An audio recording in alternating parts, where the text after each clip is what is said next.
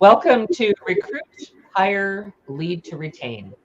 I am your host, Deborah Reynolds, owner of About Face Image Consulting, business and leadership coach, image mindset, and transformation expert. Our regular co host, Tim Dick from Best Culture Solutions, is otherwise engaged. So today, Moreno from Vancouver Media Marketing is joining me. Welcome, Moreno. Good morning, Deborah. Thank you for giving me this opportunity. It is really good to be here. My pleasure. So, Moreno, tell us a little bit about your background and your corporate experience. Yes, well, first of all, I'm not here to replace Tim. He is too experienced and knowledgeable in the field of human resources. I'm simply filling in the vacancy, the seat. I have spent 23 years in the corporate world, ranging from private enterprise, namely digital communications and electronics companies, the military, international banking, and the government. The number of employees have ranged from several hundred to many thousands. And the responsibilities that I've assumed have covered those in engineering, project management, and enterprise resource management. That's an extensive background with a lot of experience. Yes, Um, 18 years ago, I yeah, hung but you know what? Even though it's 18 years ago, there's a lot of concepts and ideas and experiences, issues, challenges that come up, strengths that are required that are as valid today as they were 18 years ago. So, share us what some of the most interesting sort of experiences that you have around corporate and around leadership about some of the lessons that you've learned. I want to hear some of those stories. Deborah, that's a good question because the first thoughts that come to mind is that it's all about people. It's about understanding people and respecting people. We are all working together.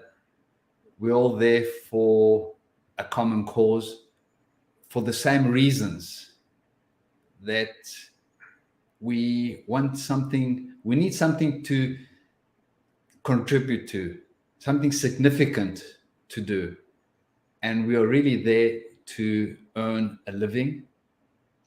It's about life. It's part of life, a very important part of life. We need to enjoy it. And enjoying that kind of life means understanding other people, contributing to the whole, and giving before receiving. It is really as simple as that. Unfortunately, we've all seen that the world and the workplace, corporation is no exception, is made up of all types of people. And when I say all types of people, there are the good and the not so good.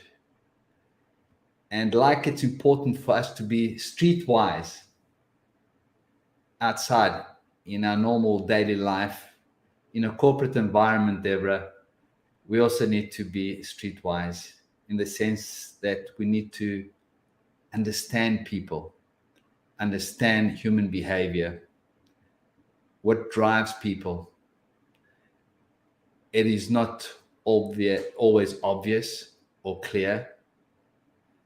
People have hidden agendas.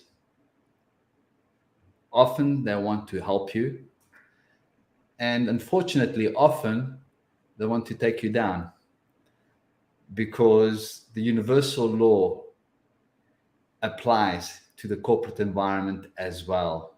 It's all about survival of the fittest. Everybody wants to, well, not everybody,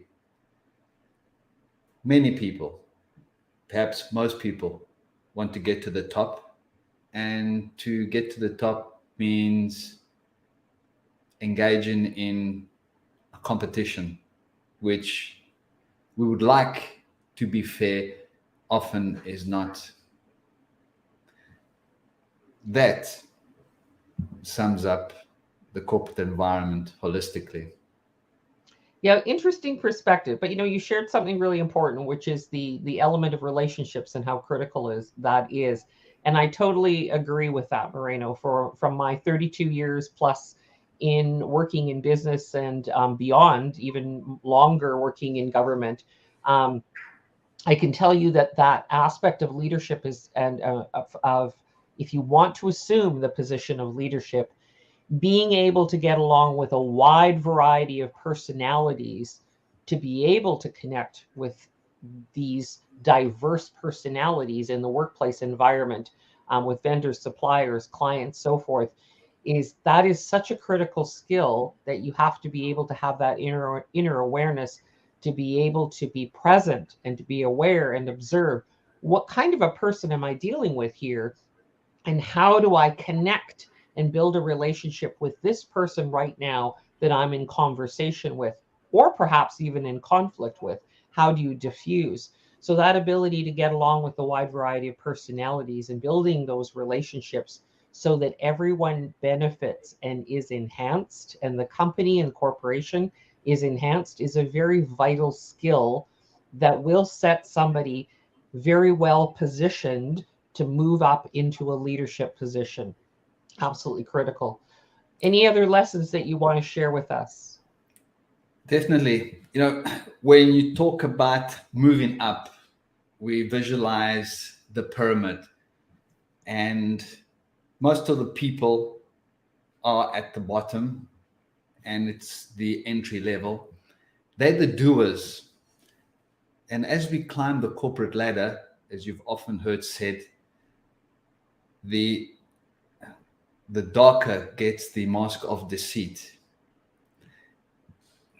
To climb the ladder, one needs to understand people well. It's the focus is on people, as opposed to focusing on the work that needs to be done down below.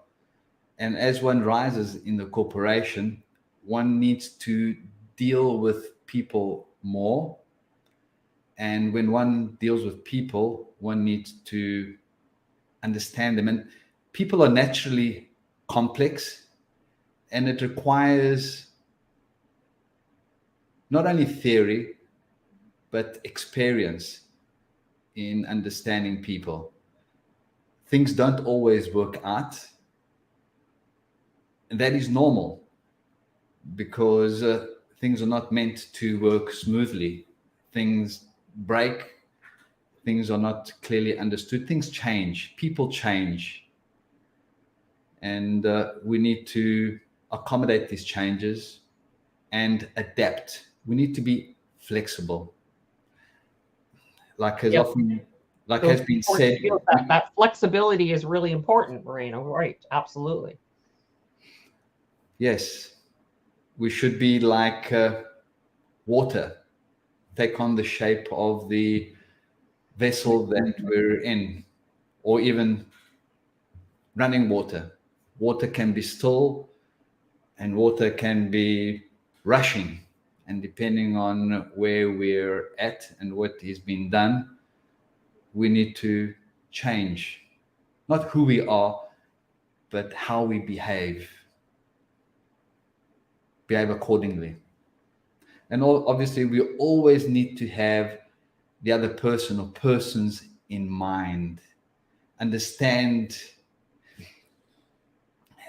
what I've found is that the best way to communicate with people, Deborah, is to ensure that the frames overlap or correspond. In other words, you and I now are talking.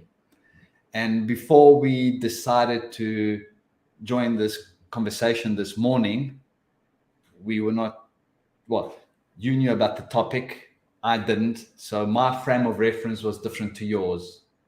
You briefly explained what we would be talking about, and that kind of aligned our frames, brought them together, And after further conversation, actually, even after starting this morning's session, the two frames have overlapped. And now we know what we are talking about, what our intention is, where you're coming from, where I'm coming from, and we are better able to communicate. This is just a simple example of what happens between people who communicate. There needs to be a common understanding and a willingness to listen before speaking. Yeah, I 100% agree with that. So, you brought up a really valid point in the very beginning about the necessity to put the focus and the attention on building the relationships, which is absolutely vital in any organization, because how we get things done is with and through other people. And so the company and corporation obviously has values, it has its vision, it has its mission, it has very specific targets and goals that it wants to achieve. And there is this hope and this desire that when people are coming on board, when they're recruited, when they are going through the interviewing process, that there is this underlying intention from not only the recruiter and the company side, but there is this intention on the side of the person wanting to join and become part of the team and the company, that these values, this vision and understanding, we're going to do this together, we're going to achieve these things together, must be done in the sense of collaboration. And therefore, the value systems, the basic values between the company and the corporation and the person wanting to be hired and coming in, whether they come in at entry level or a senior management or higher end leadership position, that these values are aligned and they work well together. So we have this underlying sense of and commitment to building these relationships and working together. So to assume the position of leadership becomes a really critical element. And this position of leadership, I know I had alluded to the fact when we're moving up the ladder, because we assume that leadership is all about moving up the ladder, because we assume that these people that are in higher level positions with more responsibility, getting more pay, that they are in fact more evolved human beings and understand better levels, more effective levels of communication, and know how to collaborate and know how to get things done and know how to inspire their team to move forward and support their teams in the right way. So that assumption is often incorrect. We often see companies and corporations and even government promoting people that are in fact incompetent, that have no ability to do that. But there are many companies that are doing it right. So that element, when we come to place of assuming the position of leadership, is one that needs to have to be fully embodied in the human being, the individual themselves, because you could be at any position of a company and corporation, any position. And if you mentally and emotionally assume the position of leadership, you can lead without the actual authority on paper. And you can inspire and motivate and move things forward very, very quickly to get the results that the company and organization is actually hoping for, but maybe have been misled because they don't have the inner workings or knowledge or understanding of what is going on in the moment in that particular department or division, or what that specific problem is. So that inner desire of assuming the position of leadership needs to be there for people to be effective. And that requires an inner awareness as individuals. If we're going to assume this position of leadership and be 100% responsible for our lives, how we manage ourselves, how we think, how we manage our emotions and our physical state, even how we manage our careers by providing that mental inner intention of where we want to go in the company, but taking the responsibility of outwardly communicating to team around us of going, this is where I want to go, but doing it in a collaborative way without stepping on people's toes. So share a little bit about some perspective around that, Moreno, and some of your experience. It's very interesting listening to how you describe the inner workings of a corporation, because while you were saying these things, what came to mind was or is project management. I spent many years managing projects, and the project manager is definitely a leader. And to be an effective leader, it is very important for the project manager to be well organized, to have a structure, to make things clear for everyone in the team, starting with the stakeholders. One of the most important responsibilities for a project manager is communication, clarity. People need to know where they are and where they are going, what the common goal is, and what everybody's responsibility is as well. Yeah, The project absolutely. manager needs to be encouraging as well, motivating, giving people a purpose. And once again, the project manager not only needs to lead by speaking, but also lead by listening, by taking into account the people's needs, problems, and things don't always go according to plan. There needs to be, the project manager ensures that there is structure, that things are organized. That is a given. That is the way it must be before any progress can be made. And the first step is to plan. It starts with the goal, the stakeholders' goal, the main objective of the company, and the project manager and the team's responsibility is to ensure the successful completion of that project, taking into account the time required, the cost, and the quality. Those are the three elements that work together in the form of a triangle. If you want things done very quickly, well, the time span is going to be shortened, and that requires more money to affect things, to make more rapid progress without losing quality control. And if the time remains the same and the cost remains the same, then quality is going to suffer. So it's a balance of those three inputs that need to be successfully managed. Beautifully said, Moreno. I mean, those are really critical elements to have and skill sets to be able to have in place to be able to lead and influence and move the team forward. You know, you mentioned something about the whole knowledge aspect and knowing the goals. So leaders also need to be able to communicate in a very effective way, not only in the direct conversation, but to constantly remind and reinforce with the entire team and organization. This is this is the vision, this is the mission, these are the goals that we're trying to attain. And so in various positions, not only is it having the knowledge of what we as individuals in the company or corporation need to be doing, our particular role, we need to have an understanding of what it is that we're doing, how we're doing it, and how there is a direct link and connection with the very next person or impacted element of a project, or what's going to be impacted next within the company, which individual. So when you look at an org chart, there's always these boxes or circles or lines, how every department and division is connected and how they communicate and the flow of information, what happens with systems and processes. So where I see a lot of the problems come into place with this leadership component within companies and organizations is that people do their role, but they don't actually see. They're blinded about what the next step is and what they are doing, how it is impacting the people around them, the next department and division, the next level of management, the senior level of management, how, in essence, it may in fact be impacting clients or vendors or suppliers or community.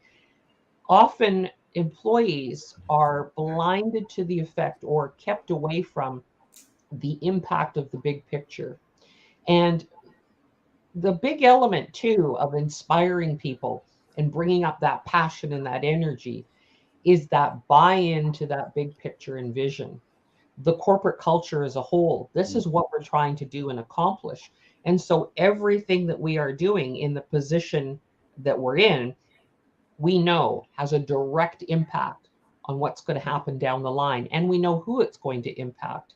So having that knowledge creates this sense of, aha, I am aware now. And now I want to be able to collaborate because I know that I, as an individual, have a massive impact. And we, as human beings, in our innate nature, have this desire in our soul that we want to grow and we want to contribute, as you had mentioned. The contribution piece is a critical element about the growth of a company. We know that we want to make a difference on a whole. And given we may make mistakes and there may be failures, but in essence, every mistake and every failure is a growth opportunity. It's an assessment of what are the lessons that I need to learn here? How do we prevent this from happening? How did it impact on a short-term, long-term basis? And how do we prevent it from happening going forward? So when you had alluded to flexibility, that ability to pivot back and forth requires a deep sense of being present and being aware and knowing how we do in fact impact other people and move forward. This aspect of leadership is a fascinating topic. There are so many different elements to this, but I want the audience to consider some of the most critical elements of leadership that I believe are important from my years of doing research as a speaker and trainer and traveling throughout North America, talking to HR companies. What I found was those 4 values that were missing in the workplace environment and that were very hard to assess in an interview situation: loyalty, commitment, integrity, which is honoring your word, and trust. And these values are very difficult to assess within an interview situation because, listen, people, let's face it, they're on their best behavior in the interview situation. And usually, many companies and organizations will have a probationary period that they take people through. And then often there could be a contract. And so, and because of unions and different factors, and yes, there are divisions or departments that are they're exempt from the human sort of union restrictions and requirements, but still there are all these elements of human rights and labor laws that restrict us from removing somebody at some point or another.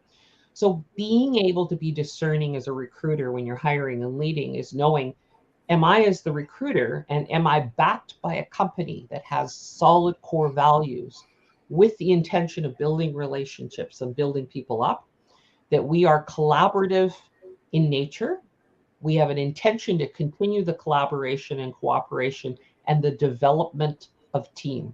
That needs to be there. We need to know solidly as recruiters and people that hire that that is the backing behind us, that we have people behind us that have the same mindset as us. At the same time, the person coming in and joining a company and organization has to know that they've got to step up. Many companies and organizations are saying, you need to already be well developed in this field. We could, yes, continue to develop you and train you, but you need to have these basic skill sets and these mindsets, the mental fitness, the resiliency in place, the ability to manage emotions, the clarity, the certainty, that desire to want to develop yourself, develop team, develop leadership, develop mindset, develop the ability to contribute, and the ability to take the lead when you need to do it rather than waiting and sitting back and letting somebody else take the lead. It's people stepping forward and having this desire to go, I am an individual, but I can contribute and do so much more with my knowledge and my experience when I am contributing to a larger organization. Now our impact is tenfold, 100-fold, 1,000-fold. So that desire needs to be there. It absolutely has to be there. So give us some final words there, Moreno. We must not forget the fact that the work environment has been rapidly changing and is changing exponentially at the moment. It is becoming increasingly more difficult, the work environment. Things are moving far too quickly, and everything is way too complex. And this is making it very difficult for people to continue the way they have been in the past. AI, artificial intelligence, is just simply making things more difficult for people. I mean, we can see that everything around us is moving too quickly, is too complicated. It's just very difficult for most people to get a grasp of what is going on, how it's happening, never mind how things are going to be in the near future.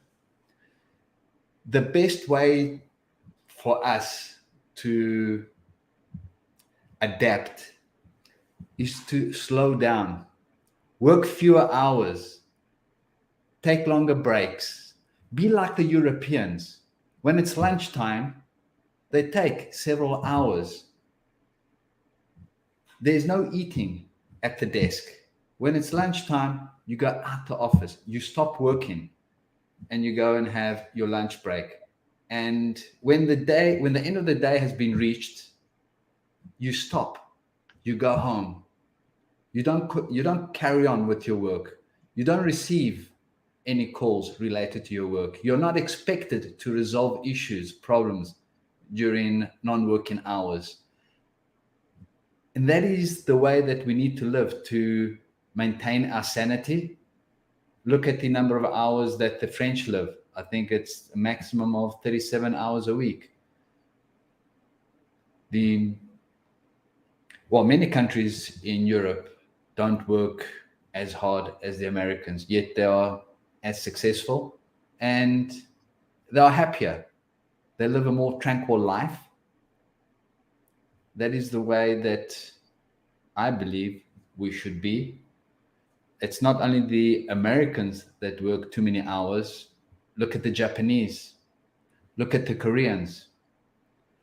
The world has just become far too competitive. And our savior, I think, will be AI and robotics. AI will help take over and manage the complexity, and robots will help do the things quicker and more efficiently and effectively, because humanity can no longer keep up. This is the change that we have to not deal with, but become accustomed to, accommodate.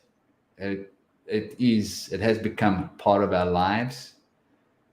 Most of us just don't know about everything that is happening and how rapidly it's changing. It's there, it's all around us. We just can't be aware of it all. But if we pay attention, we see it happening. You shared some really good points there. Number one, the simplicity. And so I think if you're assuming the position of leadership at any level of a company and organization, you need to be able to take very complex issues and matters mentally. So you need to have the mental capacity and the ability to collaborate with others to simplify the entire process. Now, systems can be very complex, but what it is you have to have this ability to take the complex and to be able to explain it or break it down in a very simple format where people go, I really understand that. It's clear now. So the clarity and the simplicity.